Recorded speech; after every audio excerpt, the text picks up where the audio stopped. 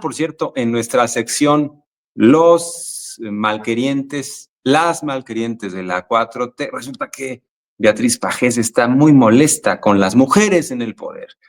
Ella, siendo mujer, sostiene que las mujeres en el poder en México han sido una decepción. Interesante que esa reflexión provenga de una mujer, ¿no? O sea, ¿qué hubiera pasado si lo hubiera dicho un hombre? Pero ella como mujer dice que la decepcionan las mujeres en el poder. ¿Por qué la decepcionan a Beatriz Pajés?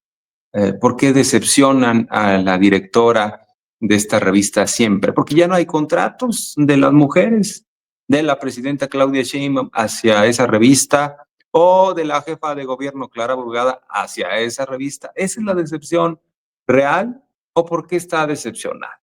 Está decepcionada porque la presidenta Claudia Sheinbaum ha decidido no endeudar al país, ha decidido apostar por obras de infraestructura, por los trenes de pasajeros, porque la doctora Sheinbaum está decidiendo en función de políticas públicas racionales, de políticas públicas para el bienestar, porque está preocupada por su pueblo frente a Estados Unidos, porque lo está defendiendo con vehemencia.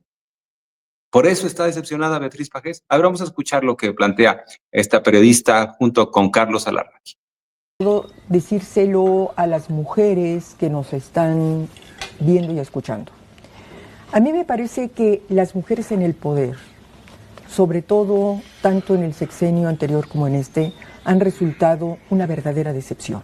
Sí. Creíamos, y todas, creo que todas las mujeres alimentamos la leyenda, porque es una leyenda, de que una vez que las mujeres llegaran al poder seríamos distintas. Seríamos una garantía de honestidad, de honorabilidad, de eficiencia, de autonomía, de independencia. Y sin embargo, lo que hoy estamos viendo, con estos ejemplos sobre los que estamos platicando, estas 13 ministras, por ejemplo, que se han convertido, han sujetado su carrera judicial a convertirse en una especie de sacerdotisas del obradorato, ¿no?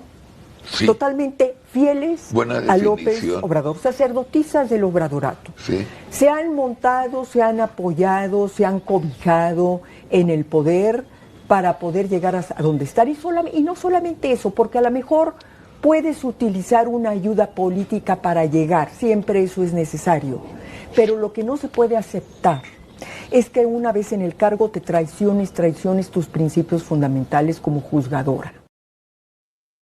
Bueno, ahí está Beatriz Pajés en su laberinto de lamentos y creo que refleja el malestar de la oposición que se encuentra en este laberinto, que no tiene un proyecto, que además no goza de una aceptación importante dentro de la población, está muy marginada esa oposición, a tal grado está marginada la oposición que pareciera que está más interesante la situación que prevalece en la izquierda y las diferencias y los reclamos y los arrebatos de algunos en contra de otros. Usted sabe que, bueno, últimamente hay quienes se sienten muy puros y empiezan a cuestionar a otros, pero está más entretenida la cosa sobre eso que respecto a lo que sucede en la oposición, que está muy diezmada. Ahí tenemos por un lado a Ricardo Anaya, coordinador de los senadores del PAN, que parece que coordina poco y que no le hacen caso ni los suyos. Y luego está Lito, que sigue aferrado al fuero, buscando quedar bien, incluso acompañando a Cuauhtémoc Blanco para que en esa lógica no le vayan a quitar el fuero después a Alejandro Moreno Cárdenas, y así está la oposición en este mar de lamentos. Pero mientras la oposición se lamenta, por no decir otra cosa, eso no lo voy a decir, como lo señalaba López Obrador, ¿no? Pensé hasta en una grosería, pero no la voy a decir, ¿no? No hay necesidad.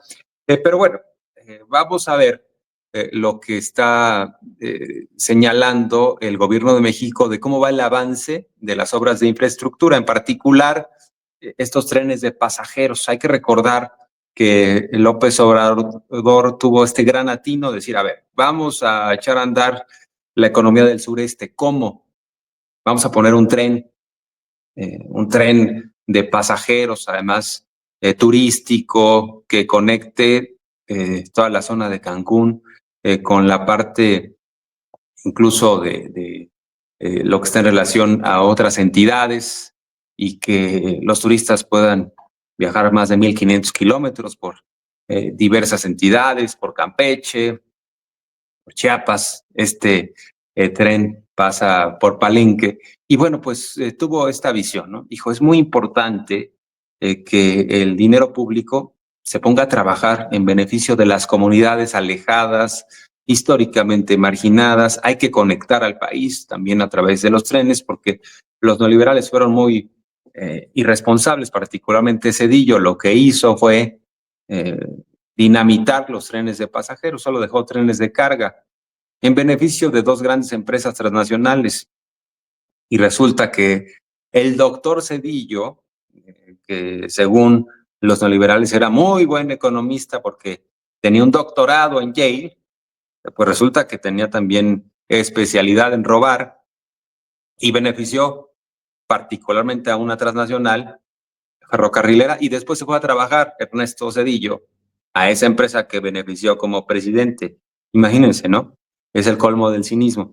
Entonces, de ese proceso venimos, y lo que hizo López Obrador fue regresar los trenes de pasajeros. Pero como no se puede todo en 6 años, la presidenta ha continuado con ese proyecto y van los trenes de pasajeros a otras zonas del país, hacia Querétaro, hacia también el norte, pasando por Monterrey, por Saltillo. Habrá también la posibilidad de más trenes hacia Tamaulipas. O sea, toda una nueva, yo diría, todo un nuevo sistema ferroviario para el país. Vamos a escuchar parte de lo que dice Andrés Layuz. Resumen de los avances que tenemos en el proyecto de trenes de pasajeros de la Presidenta de la República, y también les vamos a dar unos datos sobre cuál es la inversión total y las obras que se están haciendo en los trenes en nuestro país. Adelante. Como saben, el objetivo planteado es un proyecto de más de 3,000 kilómetros de vías para pasajeros que conectan la Ciudad de México con Nuevo Laredo y la Ciudad de México con Nogales. Este año estamos iniciando con la primera fase, que tiene 4 tramos: Ciudad de México-Pachuca, Ciudad de México-Querétaro, Querétaro-Irapuato y Saltillo-Nuevo Laredo. Para esto estamos trabajando con un equipo interdisciplinario compuesto por la Secretaría de Infraestructura, Comunicaciones y Transporte, la Defensa, SEDATU, Semarnat, Bienestar, Conagua, CONAMP, INA e INPI, y también con gobiernos estatales y municipales. Esto lo que nos ha permitido, y es un trabajo que ya llevamos haciendo varios meses, es contar con estudios técnicos, tener establecidos los requerimientos ambientales, la proyección de obras inducidas, salvamentos, cuerpos de agua, y se han hecho consultas y asambleas para el diagnóstico del derecho de vía, también, así como la contratación de estudios urbanos y de demanda, la planeación con gobiernos locales, estatales y también las empresas concesionarias, que aunque no vamos a compartir la vía con las empresas concesionarias, sí vamos a usar el derecho de vía que va pegado a donde actualmente están las vías de carga, y con la noticia que ustedes conocen que ya iniciaron los trabajos en la ruta AIFA-Pachuca por parte del agrupamiento de ingenieros Felipe Ángeles de la Secretaría de la Defensa Nacional. La que sigue, por favor. En el caso del tren México-Pachuca, después del trabajo de planeación y de todos los estudios que ya les comentaba, se dictaminó la viabilidad ambiental del tren de pasajeros de la Semarnat, es decir, hay una manifestación de impacto ambiental. En las últimas semanas han continuado y se llevaron a cabo 16 asambleas participativas donde se incluyen comunidades, ejidatarios y autoridades locales. Y en los estudios preliminares que ya tenemos de estudios de demanda, tenemos una estimación de que México-Pachuca, es decir, el recorrido México-Pachuca, que tendrá otros recorridos como México, digamos el suburbano donde existe México Lechería, Lechería IFA y hasta Pachuca son 80,000 pasajeros al día que estamos esperando. Esto es una mejora muy sustantiva para las personas que cotidianamente usan la autopista para venir de Pachuca. Es una reducción de tiempo de alrededor de 25-30% la que tendrán y sobre todo la certidumbre del viaje. Irán en un transporte cómodo, seguro, poco ruidoso, sabiendo que si salen a las 7 de la mañana de Pachuca podrán estar en la Ciudad de México a las 8:10, 8:15. La que sigue, por favor. En el caso de los trabajos de México-Querétaro, continúan por parte de los estudios de demanda, continúan los levantamientos y primeras entregas de información y el procesamiento de entrevistas porque se hacen encuestas sobre la preferencia que tienen las y los ciudadanos de si van a optar por un tren o por un autobús o si van a optar por auto particular o por un tren. También estamos ya en el proceso de consulta de la manifestación de impacto ambiental en acompañamiento con la Secretaría de Medio Ambiente y la Secretaría de la Defensa a través del agrupamiento de ingenieros está terminando los estudios técnicos de topografía, lidar, trazo, identificación de detalles de infraestructura y ubicación de estaciones. Las estaciones, como ya lo hemos comentado antes, están previstas la estación Buenavista, la estación en Huehuetoca, Tula de Allende, San Juan del Río y Querétaro.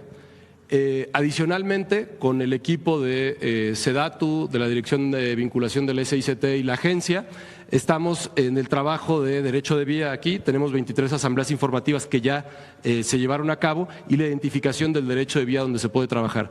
Es la misma lógica que les comentaba, tenemos el derecho de vía del tren que existe de carga y estamos haciendo el mejor uso posible de ese derecho de vía en buena parte de los tramos.